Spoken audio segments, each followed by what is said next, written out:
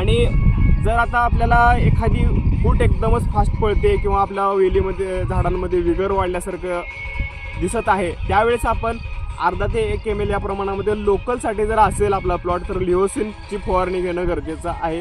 किंवा त्याही पुढे जर आपल्याला टिल्ट सारख्या औषधाचं 100 लिटर पाण्यासाठी 10 ml एवढं प्रमाण घेऊन तेही आपण औषध वापरू शकता, जेणेकरून आपल्याला पेऱ्यातलं अंतर चांगलं ठेवता येईल, कमी ठेवता येईल आणि चांगली सूक्ष्म घड निर्मिती आपल्याला भविष्यामध्ये होईल.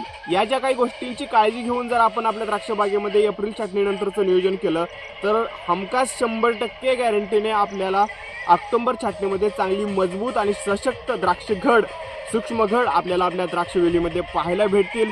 तर मित्रांनो, सांगितलेलं नियोजन नक्की करा आणि सगळ्यात महत्त्वाचं म्हणजे फार्मिंग क्रॉप केअरचं आपलं एप्रिल छाटणीचं जे शेड्यूल आहे हे शेड्यूल नक्की आपण डाउनलोड करा किंवा आमच्याकडे तुम्ही त्या शेड्यूलची मागणी करण्यासाठी खाली दिलेल्या नंबरवरती कॉल करा किंवा व्हॉट्सअपद्वारे संपर्क करा.